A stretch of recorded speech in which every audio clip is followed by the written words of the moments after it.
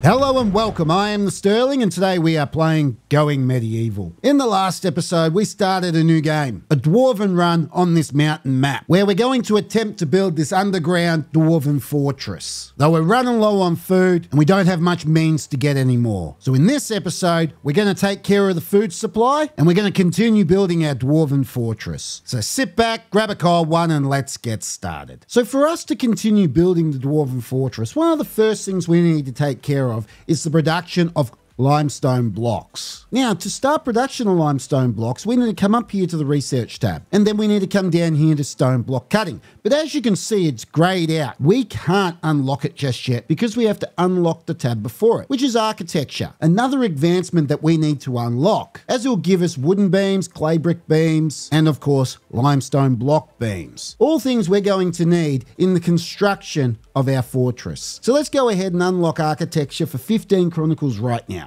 Done. Now, as you can see, we still can't unlock stone block cutting as we've only got 15 Chronicles left over. We need another 5 to make 20. Now it's just a matter of letting Thorlek get stuck into researching, making a whole bunch of Chronicles, and then we can continue further building the fortress.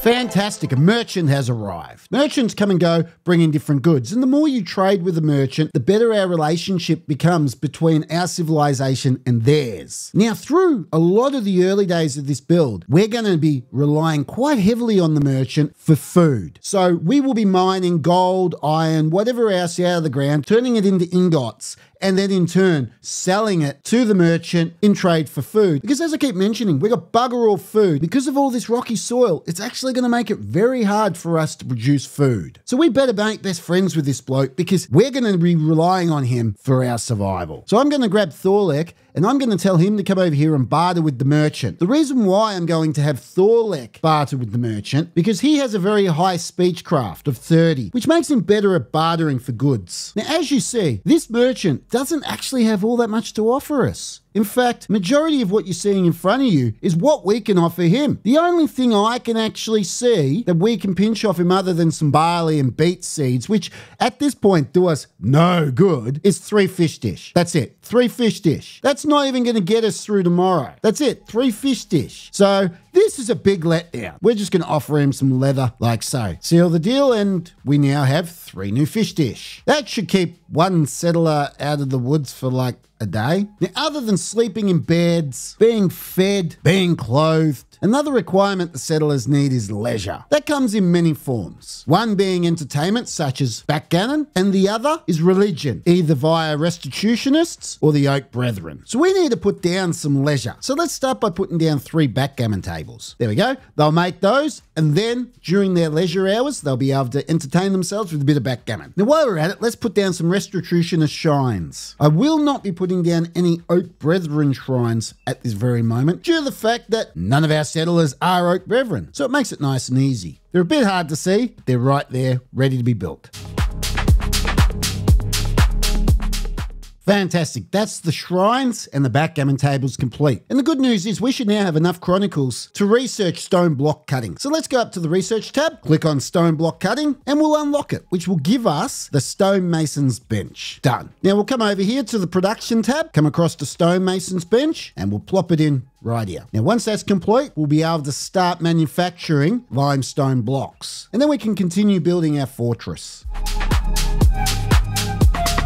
So let's click on the stonemason's bench and then we select limestone brick. Then we'll come over here and select forever. And so they'll continue to produce limestone bricks as long as they have supply of limestone in the stockpiles, which at the moment we've got quite a lot of limestone, a little under 11,000 to be precise, which that's a heap. Well and truly more than what we need for the moment. Now, the reason why we have so much is basically most of the ground you see at the moment is limestone deposits, or it's rocky soil, which once again also has a small amount of limestone in it. On this build, I highly doubt we're ever going to be wanting for limestone brick. What I'm fearful of is that we're going to be wanting for fertile soil, and in turn, our dwarves will be wanting for food. So I think we have a lot of work ahead of us in the future. But this is what will make it a bit more exciting than just building in a nice fertile valley. So we've already begun building a nice supply of limestone bricks. We have 240 at the moment, which that's plenty for us to continue with the build. So what I've done is I've gone through and dug out all these little cutouts in every single corridor, all the way up to the end here. The reason for this is where a limestone pillar will actually stand. And once I build that, we won't be able to get in to get to our beds. So that's why I've made this jut out. Now I've taken the liberty of going ahead and also digging down another level, both here and at the end. The reason I've done this is we'll actually put the limestone pillars under the ground first, then we'll put the pillars on top. That way, when we dig it down another level, we're not fiddling around trying to make sure that the entire building doesn't collapse above us, because we will have secure footings. So let's put in the limestone block pillars now. We're going to use limestone block walls.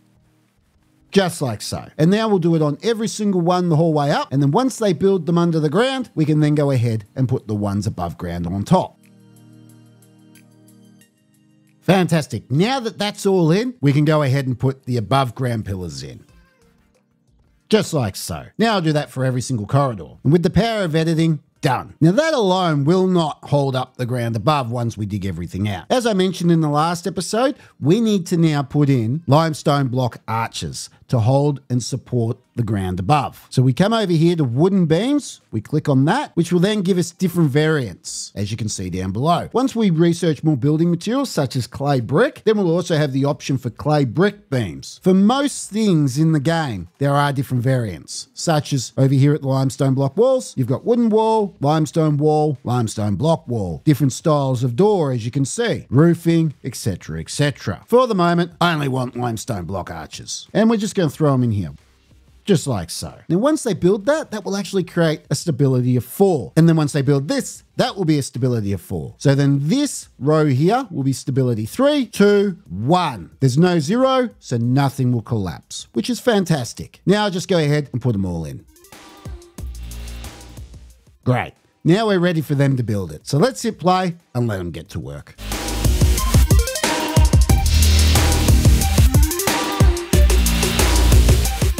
Fantastic. Now all that structural support is in, we can finally dig out the space in between, which that is no small feat. And there we go. That's a lot of digging to be had. But it is a necessity if we don't want our dwarves just living in tunnels for the rest of their lives.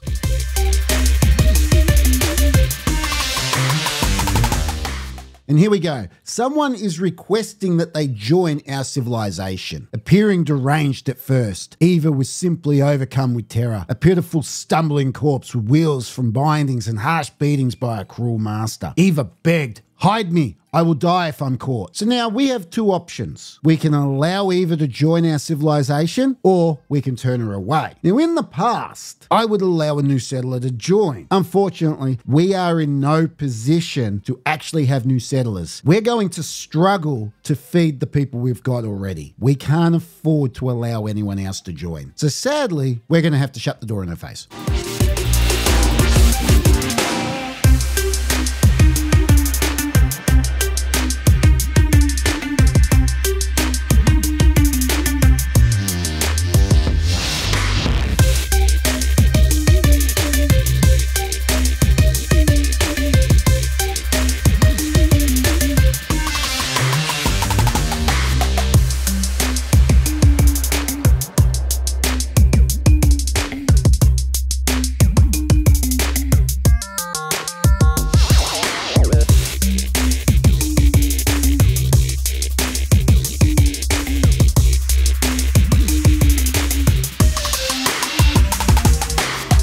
Fantastic. They've now dug that entire area out, giving us plenty of room to finally be able to bring all this under the roof. So let's do that now. We're just going to run a limestone block wall across here, and we're going to run a limestone block wall across here. Done. Nice and easy. Next, we're going to move the basic research table, and we'll put it right here. We'll relocate the butcher's table here, relocate the campfire here, and then finally, we'll relocate the stonemason bench over here. Then it's just a matter of doing the exact same thing for the 2 shrines and the 3 backgammon tables. And then we'll be right to hit play and let them get to work building. Fantastic. Now all production is under the roof. Come winter time, that will be an absolute blessing. Now if you have a look up here in the right hand corner, it says that the settlers are suffering from the cold. But it's spring. It's about 21 degrees outside. so they shouldn't be as cold as what they are. Once we get closer to winter, we'll start building braziers inside this hall. But for the moment, they shouldn't be cold. Now, if I pause it and hit settlers are suffering from the cold, it will show us that Kari is the one suffering from the cold. Now, I suspect it's because Kari's clothing has actually deteriorated and he's running around in just armor. So if we come up to manage, come across to Kari, and yes, that is correct. He doesn't possess any clothing. Now, the big problem with this is we actually can't manufacture any clothing as we haven't researched it. So hint, hint, that's exactly what we're going to do. We're going to come up here to the research tab and we're going to click on it. We're then going to click on tailoring. And for 20 chronicles, when we unlock tailoring, it will give us a sewing station. Done. Now I'll come inside the hall. I'll come over here to the production tab, grab the sewing station, and we'll plop it in about there. Done. Now, once that's built, we can then start producing winter and summer clothes, depending on the season, and hopefully that will keep us out of the woods for a little while. And there we go. The sewing station is now built. Now it's just a matter of clicking on it, and we've got options to build winter clothes, summer clothes, a cap, a wide hat, and then we can dismantle other clothes that we won't be using. We can strip them down and get the resources for them. Now we can do this with all of our production tables that build either armor, weapons, anything like that. We can then deconstruct any, say, swords, because we don't use them, grab the iron, and then we can then build our axes and our hammers that we do use. But for the moment, we're just going to produce winter clothes until we have 10. And then we'll do the same thing for summer clothes, once again until we have 10. Now, the production queue, as you can see here, the top one will be completely built first before they start the second one. So all 10 winter clothes will be produced first, then they'll start the summer clothes. And then once the summer clothes are completed, it will move on to the next thing in the production queue, which at the moment is nothing. But if I were to drop that down, it would then dismantle any clothing after producing those two. Another good point of the dismantling items is later on down the track, we can actually use the dismantling items to dismantle any of the lower tier clothing, armor, weapons, and then reproduce those lower tier weapons, armor, clothing, whatever else, giving our settlers more and more practice to build up their levels. Not that they really need it at the moment, as all our settlers are quite proficient in their jobs, but later down the track, if one dies, that might not be the case. Now, if I come over here and go edit production, we can then select what it is we want them to make the clothing out of. So if we didn't want them to use deer leather, we could unselect it. The only thing we've got unselected at the moment is human. I don't think that we should be using human to make anything. Now, everything we've done so far is only temporary, which no doubt, looking at it, you probably guessed. It's so temporary that I've put walls in and I actually don't like them. So I'm going to go ahead and delete them. That's better. I initially planned to line all the walls with limestone, but after having a look at it, I think for what I have planned moving forwards, the more natural soil look, or in this case, the rocky soil, is the better option. Now, what is it that we're doing moving forwards? Well, I've been using words like fortress and metropolis and city, and that is exactly what I'm building, a city. So you might be thinking of this mountain as a castle that I'm just going to burrow into and then make rooms. So bedrooms, a main hall, a dining area. And if that's what you thought I was going to do, you'd be wrong, because that is not what I'm going to do. My actual plan is a hell of a lot more work. It is daunting how much work this is going to be. I want to burrow and dig out all under the ground and build a city underground. I want full-on buildings and homes under the ground. I want farmland and forests.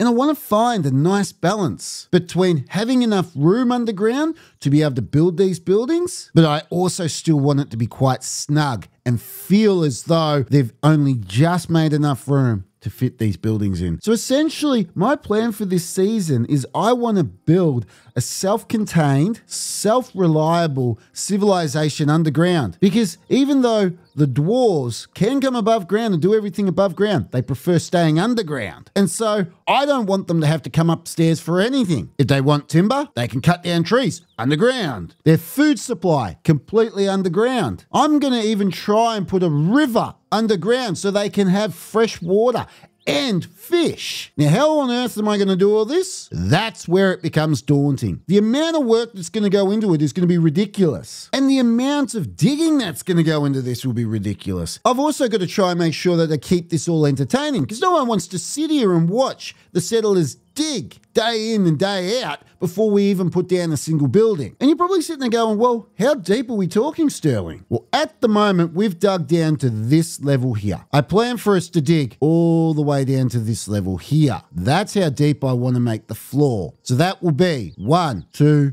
3, 4, 5 levels deep. Not to mention, I still need to dig out further. So for instance, this whole section here needs to be dug out. We are also going to dig to the red zone over here, just on this side alone. All of this will be dug out. And then that's just the beginning, because then we're going to go down a tier and we're going to start digging out into this section over here, because somewhere over here is where the farmland's going to be. And so when I say what we've done so far is just temporary, all of it is temporary. Even the supports we have right now are completely temporary. That's why I said before that I didn't care whether it was 8 or 6 or 4 spaces between. It's just temporary as long as it's not in the way of what I want to do next. Because the supports moving forwards are going to be significantly different. Supports like this would do the job. But to me, that doesn't look like it would hold up a mountain. That to me looks like it would hold up a mountain. And then we can just round it off. And that looks much better, because once these become 5 high, they're going to be scrawny looking, like a stray rock would knock them down. Where this, on the other hand, looks like it could take a catapult and it would ricochet. And that is what we want. Not to mention the entrance. There'll be a set of stairs that comes down here. Then there'll be 2 sets of stairs that go down there, and then 2 sets of stairs that will come back. And so don't think of this area here as the main entrance or a hall or anything along those lines. The way you should be thinking about this area that we're digging out at the moment, this is the main street, as there will be a 4 wide block street right down the middle of here. And then our civilization will sprawl out under the ground. Now, building a city wouldn't be overly difficult if it was above ground. You might get a bit of earthwork needing to level the ground out, or you could just stay true to the environment. You could build up mountains or down in the valleys. But in our case, the amount of digging that we need to do is enormous. All the while trying to fend off starvation, not to mention sooner or later we're going to start being raided. Now, we've been quite lucky so far and we haven't been attacked. We would have if we'd taken that settler earlier on. But being on survival mode, every single raid is going to get harder and harder and harder. And for a long time, our defenses are going to be next to nothing, because we're going to be putting so much work into actually digging down the layers that we're not going to have time to build defenses. So we're going to have to rely very heavily on the skills of our dwarves themselves. Now, I've learnt a few techniques over my time playing this game that will come in handy when trying to dig down the soil quickly. We don't necessarily need to dig it all in one hit. What we can do is we dig out the top layer as we have. We'll then dig around the wall lines and around any of the pillars, so then the other layers don't touch anything. And then we can just dig the bottom layer, and then everything above it will just collapse and dissolve. And so then we'll be able to wipe out entire massive chunks in 1/5 of the time. There's still a lot of work, don't get me wrong. There's just ways to speed it up. Now, as for the front, I've got an idea in my head, but the execution is where I'm stumped. As you've probably already guessed, I imagine some form of a large limestone block wall, probably running from about here. But how on earth I'm actually going to produce this, I have no idea. I don't know how it actually looks when I'm finished. Right now, what we've got is no different than if we put a limestone block wall on, to be perfectly honest with you. This soil alone is enough protection from catapults. We don't actually need a limestone block wall. Fitting a limestone block wall to the front is purely aesthetics. That's it. So it can wait on the back burner, because our settlers can't live like this forever, especially when it comes to our food supply. We need a better way to produce food, because right now we're going to be completely reliant on berries, on hunting, and on fishing, and then whatever else the merchant can give us, if they can sell us food at all. As I showed you before, he brought 3 fish dish. It's nothing. It's not even close to being enough. So we need to hurry up and start farming. There's a reason why aviculture is so early on in the research tree. It is extremely important to farm as early on as possible. I want to try and not farm above ground. I want to try and keep it underground. But in saying that, if push comes to shove and it forces my hand, I might have to find pockets of fertile soil to farm on, such as this little patch up here, even over in this little patch here. Anything just to keep our settlers alive. Now, the farming might be as simple as I might just grow red currants, or I might start growing vegetables. I don't know. But as of right now, we're starting to struggle, as you can see. We're down to 69 meals, and we've only got 41 meat. Now, I've been feathering how much we actually fish and hunt, because as you could probably guess, this isn't very deep. So it's actually quite warm inside here. The deeper you get, the cooler it gets. Hence, you kind of want to build a cellar and put your food underneath so it doesn't rot. But as you can see, for starters, this food here is on the ground, so it's decaying, and the temperature's too high, so it's decaying, and it will decompose in 6 days, but it rots in 4 days. That's only going to last 4 days. So for a start, at some point, I need to get our food off the ground. I don't want to go willy-nilly killing off and fishing our food supply away just so it can rot on the ground. So rather than building a massive food supply, I'm going to play a dangerous game of keeping as close to the line as possible and have as little food as possible and sort of just create food for the next day. So when we hit winter, we might get into a bit of strife. So while I'm on the subject, let's come up to the research tab and we will actually research aviculture. We're going to do it so it unlocks the next tier, which is preserving food. That way we can start building shelves and we can start smoking meat, which that will be extremely helpful in the long run. So let's do this now. Unlock aviculture, done. So we have 3 chronicles left over. So now we just need to make another 17, then we can start preserving food. Unfortunately, this will all have to wait for another episode, as this is all the time we have for today. So thank you for watching, and I'll see you next time.